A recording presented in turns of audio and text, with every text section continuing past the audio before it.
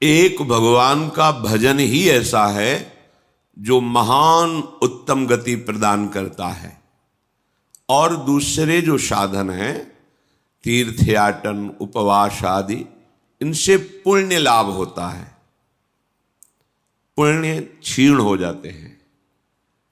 अपराध बने तो तत्काल पुण्य नष्ट हो जाते। साधु अवज्ञा तुरत भवानी, कर कल्याण अखिल के हानि। भजन अविनाशी होता है, रुक जाएगा, अपराध किया है तो दंड मिलेगा, पर वो भजन नष्ट नहीं होगा। जहां अपराध क्षय हुआ फिर भजन प्रारंभ हो जाएगा, तो उसको उत्तम गति मिलती ही है जो प्रभु का भजन करते हैं। नाम जप, नाम कीर्तन, सत्संग, लीला गायन, लीला श्रवण, श्रीअंग सेवा, ये संपूर्ण भजन है। माला से नाम जप करना भजन का एक अंग है, संपूर्ण भजन यही है। सब में भगवत भावना करना, ये भजन ही है जो सर्वोत्तम गति प्रदान करता है। जैसे उपवास है, उससे पुण्य होता है, तीर्थयाटन है, शास्त्रों का स्वाध्याय है, अतिथि सेवा है, आदि आदि। यदि ये निष्काम भाव से हो तो भजन की तरफ वृत्ति मुड़ जाएगी, सकाम भाव से हो तो पुण्य बनेगा और उसका परिणाम सुखद सामग्रियां, सुखद परिस्थिति आएगी, पर वो टिकाऊ नहीं है। मौन रहना, फल मूल खाना, या वायु पी कर रहना, या सिर मुंडन करा के, या कुटी बनाकर, या जटा धारण करके भूमि पर शयन करना, जल में प्रवेश होकर भजन मंत्र आदि अनुष्ठान करना, ये सब यदि शुद्ध भाव नहीं है तो ये निष्फल ही समझो। निष्फल का मतलब ऊपर के लोकों में जाके सुख भोगोगे, फिर तुम्हारा जन्म होगा। शुद्ध भाव, शरीर को लेकर जितने भाव सब अशुद्ध भाव कहे जाते हैं। शरीर देहाभिमान भाव से ये भोगना है, देखना है, सुनना है, छूना, प्रभु से विमुख, वो सब अशुद्ध भाव है। प्रभु को देखना, प्रभु से बात करना, प्रभु से मिलना, प्रभु के संग रहना, प्रभु का चिंतन, ये सब परम शुद्ध भाव। देहाभिमान से जो भी क्रियाएं होती हैं सब अशुद्ध, क्योंकि अभिमान है, इसलिए वो भगवत प्राप्ति में समर्थ नहीं है। भगवत भाव से सांसारिक क्रिया भी समर्थ हो जाती है भगवत प्राप्ति के लिए। भाव तो यहां करें कि यदि भाव शुद्ध नहीं है तो ये सब जन्मने मरने वाले चक्र में ही रहता, उससे विमुख नहीं हो पाता। जब कोई भजन करता है तो उसको तत्व ज्ञान होता है। बड़ी अमृतमयी बात है। ज्ञानेन कर्मणा वापि जरा मरण मेवच व्याधयश्च प्रहीयन्ते प्राप्यते चोत्तमम पदम। वो ऐसे उत्तम पद को प्राप्त होता है जो भजन करता है, क्योंकि उसको तत्व ज्ञान हो जाता है। तत्व ज्ञान हो जाने पर उसके ऊपर रोगों का प्रभाव नहीं पड़ता, जरा वृद्धावस्था का प्रभाव नहीं पड़ता, और मृत्यु का भी प्रभाव नहीं पड़ता, और उत्तम पद की उसको प्राप्ति होती है। अगर वो मोक्ष चाहे तो मोक्ष, प्रेम चाहे तो प्रेम। तत्व ज्ञान उसे वेदांत पढ़ के नहीं करना होगा। कई बार कहा है कि नाम में इतनी सामर्थ्य है कि आप नाम को पकड़ के निरंतर चिंतन में लाइए तो तत्व ज्ञान हो जाएगा। अपने स्वरूप का बोध, संपूर्ण संसार में क्या व्याप्त है, कौन सा व्यक्त तत्व है, वो आपको बोध हो जाएगा भजन बल से। जैसे बीजानि अग्नि दग्धानि नरोहंति पुनर्यथा ज्ञान दग्धैस् तथा क्लेशैर नात्मा संयुज्यते पुनः। जैसे आग में पकाया हुआ दाना पुनः अंकुरित होने के योग्य नहीं रह जाता। गेहूं, चना, कोई भी हो, भुन जाए, भुनने के बाद उसे आप खेत में डाल दीजिए, चाहे जितना खाद पानी लगाइए, अंकुरण नहीं होगा। ऐसे ही जिसको तत्व ज्ञान हो जाता है या भगवत प्रेम प्राप्त हो जाता है तो उसके हृदय में कभी कोई वासना नहीं जगती। वो दिखाई देता है वैसे ही दाना, पर अंतर हो गया, एक में अंकुरण होगा और उसमें अंकुरण नहीं होगा। ऐसे ही भगवत प्राप्त तत्वज्ञानी महापुरुष के हृदय में कभी भी मनाखष्टानेन्द्रियाणि प्रकृति स्थानि कर्षति, ये जो प्रवाह है ये जागृत नहीं हो सकता। जैसे भुने हुए दाने में अंकुरण नहीं होता। उसके हृदय की अविद्या नष्ट हो जाती है। बिल्कुल हृदय में कोई चिंतन का क्लेश नहीं, आत्मानंद से परिपूर्ण हृदय हो जाता है। आत्मानं विन्दते येन सर्वभूत गुहाशयम, सबके हृदय में वही एक आत्म तत्व जो यहां है, उस सबके हृदय में ऐसा अनुभव हो जाता है, एको ब्रह्म द्वितीयो नास्ति, दूसरा कोई नहीं, दूसरो न कोई। अब कितना परमानंद होगा जहां अन्य चिंतन नहीं है। ये जो सुख की स्फुरणा होती है, ये उसी आनंद सिंधु के एक बिंदु के सीकर से है। और आनंद समुद्र में अवगाहन करने लगे तो कितना सुख होगा, कल्पना भी कोई विषयी पुरुष नहीं कर सकता। यदि भजन किया जाए, हृदय पवित्र हो जाए, तो श्लोकेन या वार्धनेन क्षीणम तस्य प्रयोजनम, आधे श्लोक में तत्व ज्ञान प्राप्त हो जाए। मार्कंडे जी कह रहे हैं सब भूतों के हृदय में विराजमान जो भगवत तत्व है वही मेरे हृदय में भी विराजमान है। इसका ज्ञान आधे श्लोक में हो जाए यदि हृदय पवित्र हो। पवित्र हृदय भगवत भाव, अपवित्र हृदय देह भाव, भोग भाव, जागतिक भाव। उसको संपूर्ण शास्त्रों के अध्ययन करने का कोई प्रयोजन नहीं। यहां क्या लक्ष्य करा रहे हैं? हमें अधिक से अधिक समय भजन में देना है। खूब नाम जब चल रहा है अंदर से, बस यही कमी होती है। हम बाहर की क्रियाएं तो सांगोपांग कर सकते हैं, पर निरंतर तैल धारावत भगवत चिंतन बड़ी बाधा पहुंचाती माया। भजन के जो बड़े सूरवीर हैं उनको भी परास्त करने के लिए ऐसे ऐसे जाल रचती है। क्या परास्त? उनका भगवत चिंतन छूटे और मेरे द्वारा किया हुआ विघ्न उसका चिंतन करे। पर वो भगवान के निज जन होते हैं, एक क्षण में उसके जाल को काट के अपने चिंतन में होते हैं, नहीं तो बह जाता है मनुष्य। अब हमसे भजन नहीं होगा, ऐसी विपत्ति आ गई, ऐसी समस्या आ गई, वो उसी चिंतन में इतना डूबने लगता है कि अब भगवत चिंतन छोड़। यही तो माया जाल रच रही थी तुम्हारा भगवत चिंतन छुड़ाने के लिए।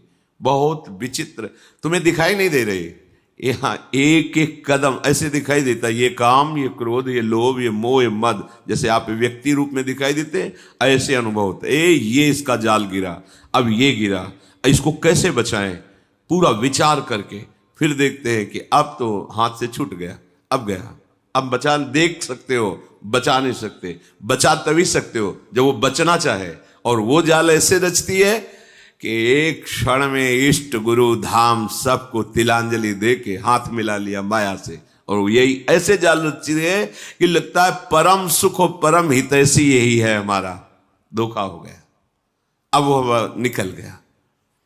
तत्व ज्ञान प्राप्त करने के लिए कोई प्रयास की जरूरत नहीं, भजन करो, भजन करो। भगवान शंकराचार्य जी तत्व ज्ञान प्रदान करने के लिए ही आचार्य रूप में प्रकट हुए। वो कह रहे हैं कि तत्व ज्ञान में सबसे श्रेष्ठ है भक्तिरीव गरीयसी, भक्ति। अगर भगवान की भक्ति की जाए तो बहुत जल्दी तत्व ज्ञान प्राप्त हो जाए। भगवान शंकराचार्य जी भी निरंतर भजन, मैं कौन हूं, संसार का क्या स्वरूप है, भगवान का क्या स्वरूप है, सब आपको बोध हो जाएगा। नौ योगेश्वर इस सिद्ध महापुरुष आकाश मार्ग से चलते रहते हैं, अब भी हैं। ये विरक्त महापुरुष प्रायः जो सच्चे मार्ग के पथिक होते हैं उनके दर्शन पथ पे आते हैं, उपदेश देते हैं। इन्होंने कहा है कि एक एक कवल अन्न पाने से जैसे क्षुधा निवृत्ति तुष्टि पुष्टि होती है, ऐसे ही एक एक क्षण भजन करने से आपके हृदय में अपने स्वरूप का ज्ञान, प्रभु के चरणों में प्रेम और संसार का ज्ञान, पूरा कुछ पढ़ना लिखना नहीं पड़ेगा। आप भजन कर रहे, सत्संग सुन रहे, भजन करते रहिए, अपने आप ज्ञान स्फुरित होता चला जाएगा। पर सबसे कठिन इस संसार में है भजन करना। कोई माने या ना माने, कुछ कठिन नहीं, सबसे कठिन है भजन करना, क्योंकि ये अंदर की बात है। बहुत शांति से भजन में लगे हो, ऐसा माया जाल रच दिया कि अब लगा अरे क्या होगा, अब क्या होगा, छूटा भजन, छूटा। वो रचे ही रे, अब क्या होगा, किसकी सलाह ले, किससे मिले, ऐसी विपत्ति, ऐसा संकट, ऐसा जाल कि लगता है अब क्या हो। अब वो राजी हो रही, छूटा भजन, छूटा। और जो चतुर है, राधा राधा राधा राधा राधा, मर जाऊंगा पर छोड़ूंगा नहीं, नष्ट हो जाऊंगा पर नाम नहीं छोड़ूंगा, सब अपमानित करें नाम नहीं छोड़ूंगा। अगर चूक हो गई, अब मैं वो क्या करूं जिससे मेरी प्रशंसा बच जाए, मेरा सम्मान बच जाए, मेरा परिवार बच जाए, मेरे पास पुनः सब सुख सामग्री आ जाए, भजन छूटा। ये बड़ी सूक्ष्म इसकी चाल है। तो आत्मानम विंदते एन सर्वभूत गुहाशयम, सबके हृदय रूपी गुफा में हमारा आराध्य देव शयन कर रहा है। भजन करने वालों को ऐसा अनुभव हो जाता है।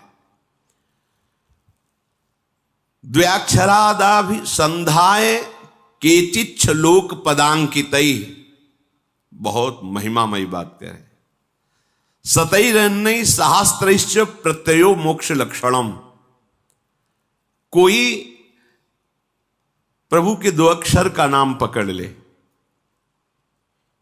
राम, कृष्ण, विष्णु, शिव, इसमें जैसा लिखा, राधा 2 अक्षरा, पराविद्या 2 अक्षरा, और निरंतर उसे रटे, मार्कंडेय जी कह रहे हैं, तो परमात्म तत्व का प्रेम और ज्ञान उसके हृदय में प्रकाशित हो जाएगा।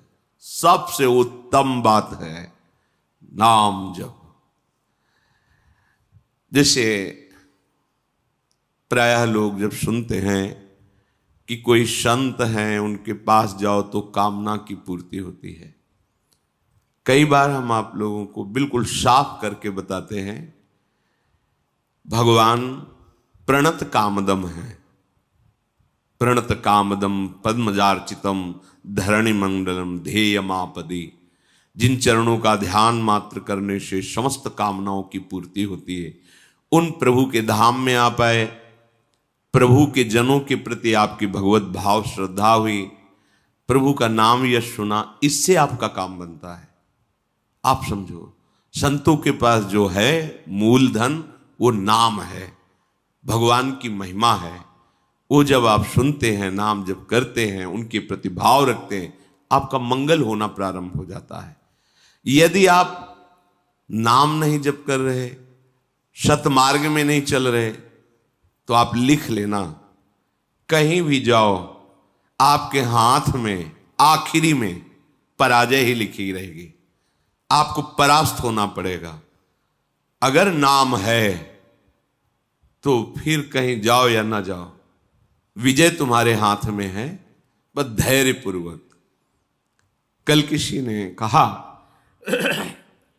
कि नाम जब तो कर रहा हूं, पर इतनी विपत्ति आ गई कि अश्रद्धा हो गई नाम में, कि नाम जब कुछ नहीं कर पा रहा। हम उनकी बात करते हैं जिनके रोम रोम से नाम चलता है, उनको भी शारीरिक विपत्तियां आई है।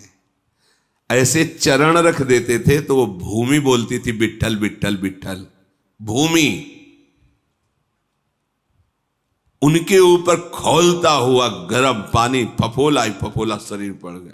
हा विट्ठल जल रहा हूं, ऐसा बोले से तुकाराम जी। तुम कितना जप करते होगे? क्या भगवान निर्दयी है? क्या वो क्षमा नहीं कर सकते थे? उनका विधान है। प्रहलाद जी के रोम रोम से हरि हरि, कितना ये बातें नहीं देखनी। नाशवान शरीर है, यहां सब परिवर्तनशील है। ये 2 अक्षर इसलिए पकड़े गए हैं कि अब हमें मां के गर्भ में न जाना पड़े और सब विपत्ति सहने की सामर्थ्य मिले और अंत समय तक मुझे अपने प्यारे से मिलन हो जाए, प्रभु से मिलन हो जाए। ये बीच में जो आपको मिलता है ये एक मिलना नहीं है, ये बिछुड़ना ही है। प्रतिपल हर वस्तु नष्ट हो रही, ध्यान से देख लो, रखी रहने दो उसे। आप देखो तुम्हारे योग्य नहीं रह जाएगी, या प्रयोग कर लो तो 6 घंटे में देखने योग्य नहीं रह जाएगी, विष्ठा बन जाएगी। 5 मिनट बाद बमन कर दो, घृणा पैदा हो जाएगी। सब नाशवान परिवर्तनशील है। इसको ऐसा ना सोचो कि नाम जप कर रहे हैं तो हमारा काम नहीं बना, विपत्ति हो गई तो अश्रद्धा कर। सिद्धांत को समझो, हजारों बार कहा है, जब आप नाम जप शुरू करोगे तो पहले वो मल का नाश करता है, अनर्थ निवृत्ति करता है, जो आगे आपको भयानक जन्म मरण रूपी कष्ट, भयानक विपत्तियां देने वाला, पहले उसको भस्म करेगा। अब ये शरीर तो बन गया है प्रारब्ध से, इसको तो समय समय पर जो दुख सुख का विधान है वो आएगा, नाम जप उसको सहने की सामर्थ्य देगा। अश्रद्धा की जरूरत क्या है? अश्रद्धा किए तो पूर्व संस्कार आपके आगे तक आपको सताते रहेंगे। मान लीजिए ये वो औषधि जो जड़ मूल से रोग का नाश करती है। नाम लेत भव सिंधु सुखाही, करहु विचार सुजन मन माही। सूख जाएगा, तैरने की नाव की भी जरूरत नहीं।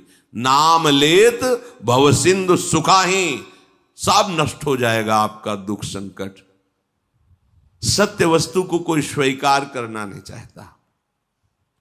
नाटक को सत्य मान करके, ये संसार एक माया का नाटक है, वो इसे सत्य मान करके इसे भोगना चाहता है, इसका स्वामी बनना चाहता है, मायापति बनना चाहता है। सत्य बात स्वीकार कर ले तो आनंद मगन हो जाए, पर सत्य कड़ुआ लगता है।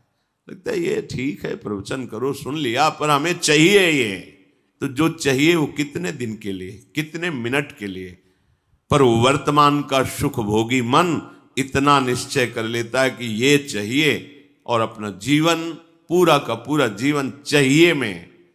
और जो चतुर होता है वो जाहे न चाहिए कबहू कछ, नहीं नहीं, तो वो जो चाहिए मांग रहे हैं वो उसके पीछे लुटता घूमता है, और उसके सामने सच्चिदानंद भगवान होते हैं। और जिसको चाहिए उसके सामने माया होती, कुछ पकड़ में ही नहीं आता, पूरा जीवन निकल जाता है, कुछ हाथ में नहीं। अब जा रहे हो अपने देश, क्या है तुम्हारे पास? कुछ नहीं, यही चिंतन है। ये चिंतन तो आगे का जन्म निर्णय कर देगा। हाँ, राधा राधा कहा है, अब ये जमा है।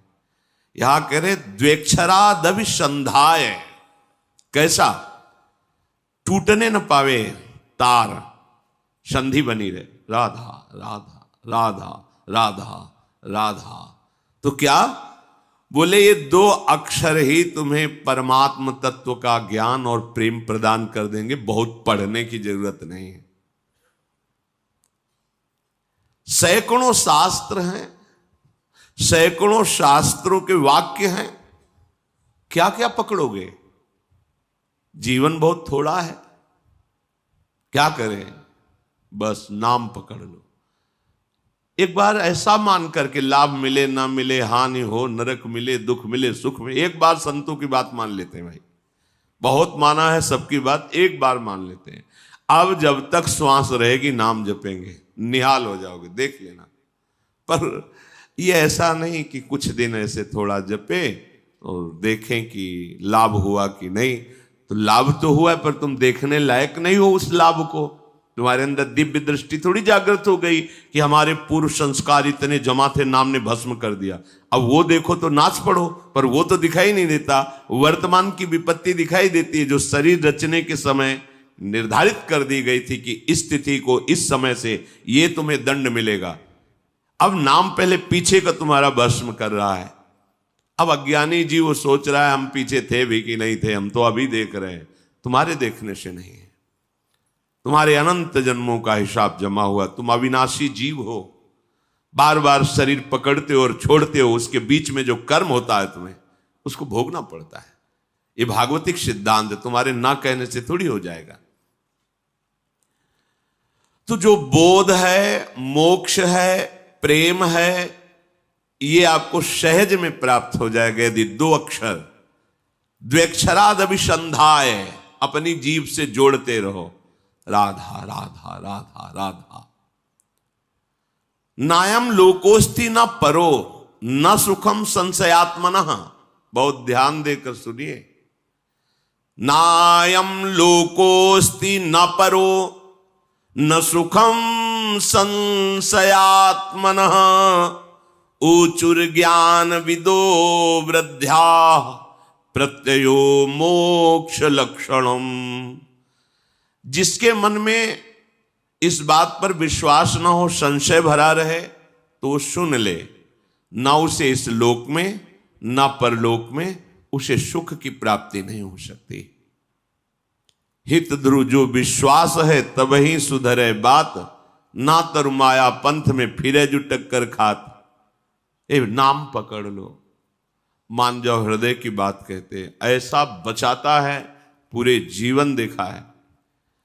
अगर वो ना हो तो माया ऐसे जाल रचती है कि लगता है अब क्या, तब लगता है नहीं, ये चकाचौंध माया की नाम नाम, वो एक इतना मजबूत पकड़, वो फिर माया हिला नहीं पाती, वो पकड़ पार हो जाता है। ऐसे ऐसे मगरमच्छ हैं इस माया में कि लील जाए पता भी न चले कि वो था भी कि नहीं था। बिल्कुल मान लीजिए, नायम लोकोस्ति न परो न सुखम संशयात्मना। इस लोक में परलोक में कहीं भी सुख नहीं मिलता जो संशयात्मा। और भगवान ने भी कहा संशयात्मा विनश्यति, जो संशयात्मा है उसका नाश हो जाता है। नाश का मतलब पतन हो जाता है। ज्ञान मोक्ष तो बहुत दूरी की बात है, उसे शांति सुख भी प्राप्त नहीं होता। इसलिए जो ज्ञान वृद्ध पुरुष हैं उनके कथन पर ध्यान दे। मार्कंडे जी कह रहे हैं, वयोवृद्ध नहीं कह रहे, जो ज्ञान वृद्ध हैं उनके कथन पर ध्यान दे, उनके वचनों पर ध्यान दे। उनके वचनों से तुम्हें शास्त्रों का वास्तविक प्रयोजन क्या है ये पता चल जाएगा कि हमारे जीवन का प्रयोजन क्या है। हम जिए चले जा रहे हैं, कर्म करते चले जा रहे हैं, भोगते चले जा रहे हैं, मेरा लक्ष्य क्या है, मेरा विश्राम स्थल क्या है। तब आपको समझ में आएगा विश्राम स्थल भगवत प्राप्ति है। इंद्रियाणाम प्रसादेन तदेतत् परिवर्जयेत् तस्मादनशनम दिव्यम निरुद्धेन्द्रिय गोचरम। अतः मेरी बात ध्यान से सुनो, सबको चाहिए कि इंद्रियों को पवित्र कर लो। तो इंद्रियों के पवित्र तीर्थ स्नान से नहीं होंगे। कैसे होंगे? निषिद्ध विषय भोगों का त्याग करने से इंद्रियां और मन पवित्र हो जाता है। जो धर्म कहता है भोग लो, धर्म विरुद्ध यदि भोग भोगा, हर इंद्रिय का भोग है। जैसे खान पान के लिए सात्विक भोजन, अच्छे से 56 भोग बनते हैं अपने, 56 भोग प्रभु को जब भोग लगते हैं। देखो बिहारी जो राधा 56 भोग बनते, कितने सुंदर सुंदर स्वादिष्ट पदार्थ। अब निषिद्ध भोग, प्याज लहसुन मांस मछली, ये सब गंदी चीजें जो तमोगुण पैदा करके राक्षसी वृत्ति का निमंत्रण दे दे। एक एक इंद्री का विषय हो। जनेन्द्री गृहस्थ हो, धर्मयुक्त है, आपने पाणिक ग्रहण संस्कार किया है, आप तो आपकी जनेन्द्री भोग भोगते हुए भी पवित्र है। नेत्रेंद्री, अपनी बहन को कैसे देखते हो, अपनी मां को कैसे देखते हो, अपनी बेटी को कैसे देखते हो, ऐसे दूसरे की बहन दूसरे की बेटियों में जिससे पाणिक ग्रहण किया है वो पत्नी है। इसके अलावा शास्त्र का आदेश है, नेत्रेंद्री पवित्र तभी होगी जब आपका दर्शन सही होगा, तभी तो ये भगवत दर्शन करने के अधिकारी बनेंगे। चाहे लाख समझाओ, पर ये मनमुखी चाल चलने वाले मानते नहीं हैं। सर्वांतर्यामी हृदय में बैठा है, तुम लुक छुप करके गलत दर्शन कर रहे हो, तो तुम भगवत दर्शन के कैसे अधिकारी हो सकते हो? इंद्रियां कब पवित्र होती हैं? जब निषिद्ध भोगों का त्याग कर दिया जाता है। ये तीर्थ स्नान दान से पवित्र नहीं होती। शास्त्र सम्मत भोगों को भोगिए, निषिद्ध भोगों का त्याग कीजिए, तो मन सहित पांचों ज्ञानेंद्रियां पवित्र हो जाएंगी। शास्त्र सम्मत कर्म कीजिए तो पांचों कर्मेंद्रियां पवित्र हो जाएंगी। बचा क्या? आत्मा तो पवित्र है ही, वो कभी अपवित्र हो ही नहीं सकती। बात बन गई।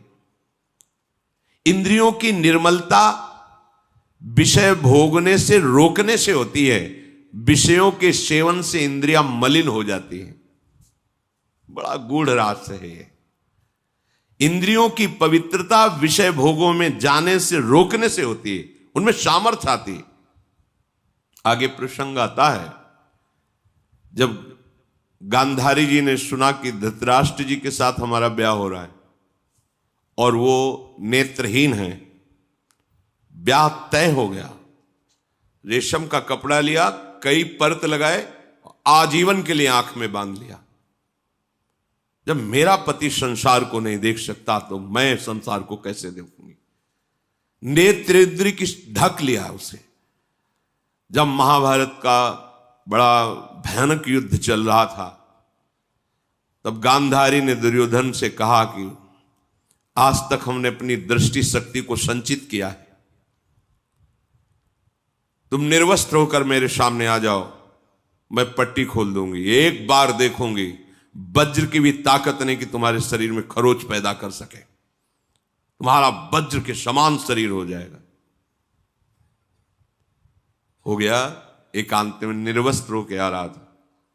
भगवान बड़े लीला, जानते थे कि पतिव्रता है गांधारी और नेत्र आज तक बंद किए रहे तो दिव्य शक्ति जागृत हो गई, ऐसा ही हो जाएगा। जय भगवान को दिया, देखा तो ऐसे, ये बच्चे हो तो कहां जा रहे हो? वो मां ने कहा है कि ऐसे। ये तुम बच्चे हो, नंगे जाओगे? अरे मां ने कहा निर्वस्त्र तो ऊपर के कपड़े हटा दो, नीचे के कपड़े हटा दो, लेकिन मध्य में तो रखो ना। तो क्या हम कह रहे कपड़े हटाने की बात कही, पत्ते ही लगा लीजिए, इतना तो कर लीजिए। हाँ, आपने ठीक सलाह दी। जेवी गांधारी ने पट्टी खोली, सामने देखा, और आज्ञा का पालन क्यों नहीं हुआ? निर्वस्त्र क्यों नहीं रहे? और क्या बोले कि श्री कृष्ण ने समझाया, जा यहीं से तोड़ा जाएगा तेरा, यही तेरी मृत्यु का कारण बनेगा। बेटा तूने चूक कर दी, यहीं से तू कमजोर हो। वही मारा था। नहीं, जहां मारते थे तो चिंगारियां उठती थी गदा की, कहीं कुछ भी नहीं हो रहा था दुर्योधन का, लेकिन वहीं तोड़ा। जंघा से ऐसे पत्ते बांध लिए थे, वहीं तोड़ा, वहीं से उसका एक नेत्र शक्ति को रोक लिया। तो कितनी बड़ी सामर्थ्य। जो वाणी से मौन रहते हैं, कभी असत्य भाषण नहीं करते, नाम जप करते, वो अगर बोल दे तो होश में हो जाना, बिल्कुल सत्य हो, क्योंकि उनकी वाणी की सामर्थ्य जागृत हो चुकी है। हर इंद्री को जब भोगों से रोक दिया जाता है तो उसके अंदर अपार सामर्थ्य आ जाती है। पर यह बात सहज नहीं है। हम जो सोचते हैं वो क्यों नहीं होता, हम जो करते हैं वो क्यों नहीं सफल होता? क्योंकि पावर ही नहीं है। जब जो मनाया खा लिया, जो जब मनाया कर लिया, जब जो मनाया देख लिया, तो तुम्हारे अंदर आध्यात्मिक शक्ति नहीं। सब कार्य आध्यात्मिक शक्ति से होते हैं। थोड़ा तो समझिए, थोड़ा तो अपनी इंद्रियों पर शासन कीजिए। इंद्रियों में सामर्थ्य और निर्मलता आती निरोध, निरोध माने रोकने से। विषयों का जितना शास्त्र आदेश करता है उतना स्वीकार, शेष विरोध, वो आगे भजन कर सकता है। जो ये लोग कहते भजन नहीं बनता तो मनमानी आचरण बनते हैं ना, इसीलिए भजन नहीं बनता। शास्त्र क्या आज्ञा कर रहा है? तपसा स्वर्ग गमनम भोगो दानेन जायते ज्ञानेन मोक्षो विज्ञेयस तीर्थ स्नान दघक्षया। तीर्थ स्नान से पाप नष्ट होते हैं, तपस्या से स्वर्गलोक की प्राप्ति होती है, दान से अधिक भोगों की प्राप्ति होती है। आप जो दान कर रहे हो कई गुना बढ़कर आपको मिलेगा अगर सत्पात्र को हुआ है। पर यदि भगवत तत्व का ज्ञान हो गया है तो आवागमन मिट जाता है, सारे कष्ट मिट जाते। वो केवल भगवत तत्व के ज्ञान से ही होगा, वो तुम्हारे दान पुण्य से नहीं। वो सत्संग के द्वारा प्राप्त विवेक से भजन करते हुए जो भगवत तत्व का बोध होता है वो आवागमन चक्र को मिटा देता है। इस जन्म में मनुष्य जिन जिन पदार्थों का उत्तम पात्र को दान करता है, भावी जन्म में उसे वो पदार्थ बहुत मात्रा में प्राप्त होते हैं। श्री मार्कंडेय जी ने कहा, विज्ञानार्थम मनुष्याणाम मनः पूर्वम प्रवर्तते तत्प्राप्य कामम भजते क्रोधम च द्विजशतम। इंद्रियों द्वारा जिस विषय का ज्ञान होता है, ये बहुत सुंदर पदार्थ, खा लिया जाए, ये बहुत सुंदर भोग है, भोग लिया, पहले इंद्रियां ज्ञान देती है, ये बहुत सुंदर, बहुत अच्छा है। अगर आप उस समय उनका विरोध नहीं कर रहे हैं तो फंसा लिए।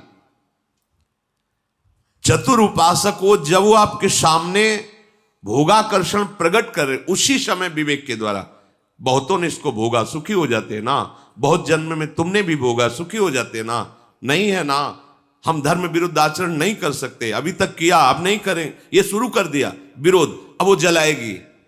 प्रमथन स्वभाव वाला मन, प्रमथन स्वभाव वाली इंद्रियां जलाएगी, उसको तुम सह जाओ, बस सहन नहीं कर पाते। हम बहुत कुछ सहन कर सकते हैं। देखो, अगर आपको जरा सा भी ऐसे अंगूठा दबाया जाए तो आपको कष्ट, आप कहोगे मैं नहीं सह, लेकिन हाथ टूट जाता है, सहते हो ना, पैर टूट जाता है, सहते हो, जीवित रहते हो ना, भारी से भारी ऑपरेशन बड़े से बड़ा हो, आप सह जाते हो ना, क्योंकि आपके केवल सहने की स्वीकृति की जरूरत है। अपने स्वरूप को न कभी कष्ट हुआ न कभी होगा। देह में जितना भी कष्ट आता है वो आपकी स्वीकृति के कारण आपको भासता है। आप जितना देह को मैं माने हुए उतना ही कष्ट होता है। तो अंतःकरण में जो ये इंद्रियां जलन कर, ये तो आप सहज में सह सकते हो, आप बड़े वीर हो, बड़े बड़े कष्टों को सहते हो। देखो कितना कष्ट होता है मां को जब वो 9 महीने गर्भ को धारण करती है, प्रसव में कितना कष्ट होता है, पर उस सब सह करके अब अपने जरा विचार करो, अगर थोड़ा ज्यादा हो जाए, गैस बन जाए पेट में तो कैसा लगता है। वो हमें पूरा 9 महीने धारण किए रहे, सब कष्ट सह सकते हो आप भगवान के अंश हो। ये जो आप डर जाते हो ना कि मन की बात अगर नहीं पूरी करेंगे तो ये बराबर जलाता रहेगा, नहीं जलाता नहीं रहेगा, वो जल के शुद्ध हो जाएगा। अगर मैंने अपने मन और इंद्रियों की बात नहीं की तो मैं जी नहीं पाऊंगा, ये केवल डरा रहा है, तुम जी नहीं अमर हो जाओगे। अगर ये बात तुम स्वीकार कर लो कि तेरे प्रेरित किए हुए गलत मार्ग में मैं नहीं चलूंगा। इंद्रियों द्वारा किसी विषय का ज्ञान जब आपको कराया जा रहा है, बहुत ध्यान से साधक उपासक जन सुने, तो वो सबसे पहले मन को घसीटती है इंद्रियां, अपने में मिलाती है, क्योंकि ये इंद्रियों का नेता है। अगर ये ना कर दे तो कोई भी इंद्रिय अपना कार्य नहीं कर सकती। जैसे मन किसी विषय में गाढ़ मनन कर रहा है, कई बार हमने देखा है, आप क्या बोल रहे हो, बात हो गई, सब हो गई, बाद में आपने पूछा कि आपने तो हाँ कह दिया था, नहीं हमें पता नहीं कि हमने हाँ कहा। और देखो, जब तुम्हें हाँ करवाना हो तो 3-4 बार हमसे बोलो कि आप सुन रहे हो ना, सुन रहे हो ना, और जब फिर हम हाँ कहें तब हाँ मानना, पहली बात में हाँ मत मान लेना, क्योंकि अब हाँ ठीक है ऐसा क्या। तो देखा गया कि अगर मन कहीं लगा हुआ है तो इंद्रियां भी नहीं पकड़ पाती कि आप क्या बोल रहे हैं, कौन आया, कैसे है, वो हो रहा है सब, पर पकड़ में नहीं आएगा, वो स्मृति में नहीं आएगा। अगर मन अपने साथ हो जाए तो इंद्रियां कुछ नहीं बिगाड़ सकती। पर क्या होता है, विषय का ज्ञान कराने वाली इंद्रियां सबसे पहले मन को अपने में घसीटती। जहां अपने मन में इंद्रियों की प्रियता विषय भोगों में, और वो तीनों एक हुए, और अगर बुद्धि में विवेक नहीं है तो मन तत्काल बुद्धि को अपने अधीन कर लेता है। इस कहने में बहुत देर लग गई, अधीन करने में नहीं लगता। और जहां बुद्धि अधीन हुई तो उस विषय में राग या द्वेष हो जाएगा। प्रतिकूल है तो द्वेष हो जाएगा, अनुकूल है तो राग हो जाएगा। दोनों में जलन होती है। राग में जो हर्ष होता है वो शोक में परिणित हो जाएगा। अगर राग का हर्ष स्वीकार न हो तो शोक छू नहीं सकता। यह अध्यात्म है। जब किसी विषय में राग हो जाता है तो मन तत्काल संकल्प बना लेता है, राग में भी और द्वेष में भी। ठीक है, भोगोगे अब तुम। द्वेष है तो विरुद्ध भाव का संकल्प, प्रतिकूल। राग है तो अनुकूल भाव का संकल्प। अब तुम्हारी अनुमति की जरूरत नहीं हुई, समझ लो।